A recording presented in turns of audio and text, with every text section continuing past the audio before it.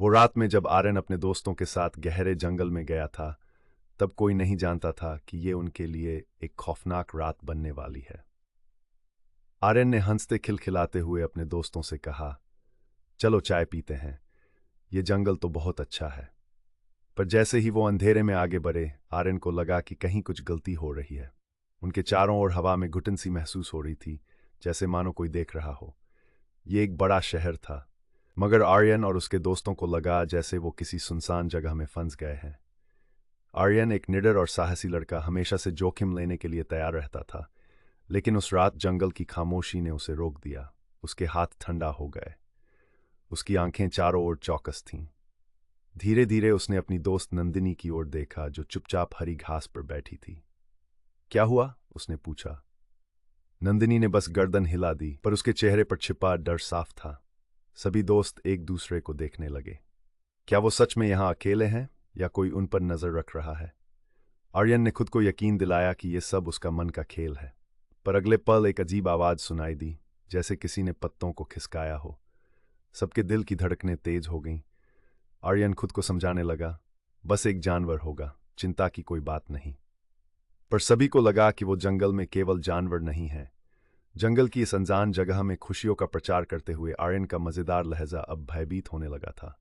उसने थोड़ी आवाज में कहा, चलो अब हमने आधे रास्ते तय कर लिए हैं, वापस चलें? सभी दोस्त हंस पड़े, पर आर्यन को लगा जैसे कोई उसकी हंसी का मजाक उड़ा रहा हो। उसके भीतर एक भय था जो उसे रोक रहा था। तभी उसके एक दोस्त विजय ने अपने फोन की रोशनी से चारों ओर देखा और एक अजीब सी छाया देखी। उसने जल्दी से कहा, कुछ है, वहां देखो। सबकी आंखें चौकसी से इधर उधर घूम गई। आर्यन ने कहा, यह सिर्फ तुम्हारा भ्रम है। पर वो खुद भी अब सचमुच डर रहा था। उसने सोचा, क्या सच में अभी हम हंसते खिलखिलाते हैं? इसी बीच वो सब काली रात में आगे बढ़े।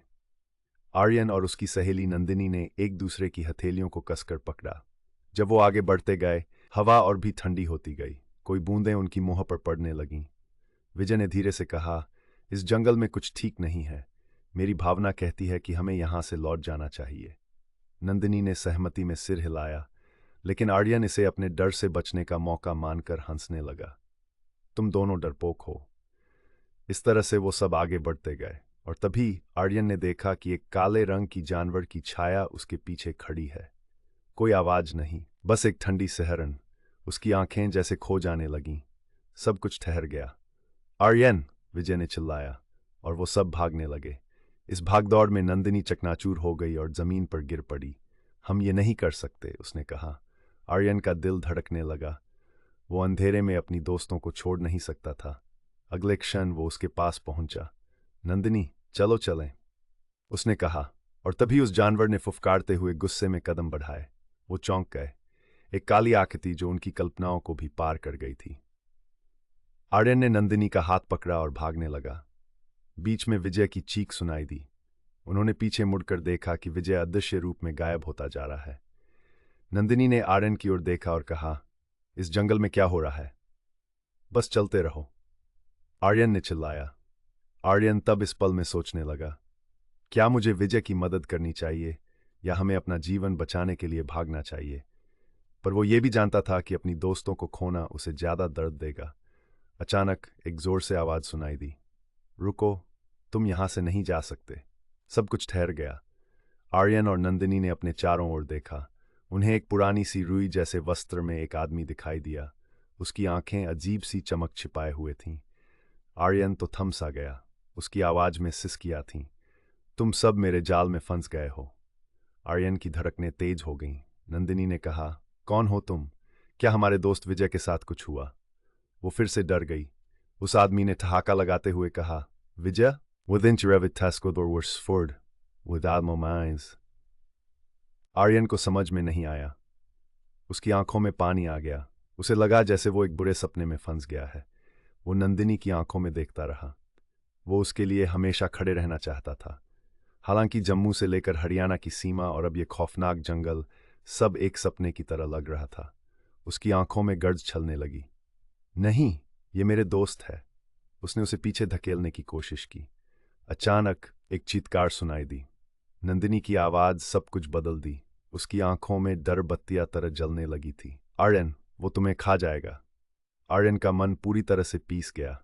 भीतर से एक बर्फ ठंडी शांति उसकी धड़कनों में दौड़ने लगी। वो अब जानता था कि उसे वापस लाना होगा। नहीं, तुम्हें नहीं जानता, उसने चिल्लाया। मैं यहां से नहीं जाऊंगा। मेरे दोस्त सुरक्षित रहेंगे।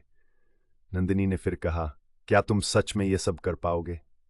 और तब जाने अनजाने आर्यन ने जमीन पर गिरकर नहीं देखा। धड़कनों ने एक आंधी बना दी। उन्होंने फिर से जंगली दूसरी ओर देखा। तब अचानक आर्यन ने देखा, वहां की काली आकृति अब धीरे धीरे खत्म हो रही थी। आर्यन ने उसकी आंखों में सहारा पाया। तुम फिर से मुझसे बेहतर नहीं हो सकते, उसने कहा। उसकी दृढ़ता ने रहस्य प्रकट किया। वो काला आदमी अब मुरझा गया। वो सिसकने लगा। अभी भी आर्यन अपनी मित्र नंदिनी के पास वापस आ रहा था, लेकिन इस बार वो थक गया था। उस रात की काली छाया ने अब साथ देना शुरू किया, और अब वो जानता था उसने अब विजय को नहीं खोया, लेकिन कोई न कोई उसे अंधेरे में बनाता रहेगा। अब ये जंगल हमें नहीं रोक सकता है, आर्यन ने अपनी आवाज में कड़कता। वो जानता था कि अब उनकी बारी है। नंदिनी ने कहा, मैं तुम पर विश्वास करती हूं। चलो हम जंगल से निकलते हैं, आर्यन ने कहा। वो सब एक दूसरे का हाथ थामे धीरे धीरे आगे बढ़े। आर्यन के मन में अब उम्मीद जगी थी, अपनों का सहारा मिला था। ये खौफनाक रात अब उनका सामना नहीं कर सकती थी। और तब जब वो जंगल के किनारे पहुंचे, आर्यन ने पीछे मुड़कर देखा। क्या वो काला आदमी अब भी वहां है? क्या वो अब भी उनका पीछा कर रहा है? ये सवाल उसके मन में घूमने लगा। क्या ये सच में उनकी कहानी का अंत था? उनकी आंखें वहीं पर ठहर गईं, पर अब वो सुरक्षित थे और खुद को पाकर एक नई कहानी का सामना करने के लिए तैयार।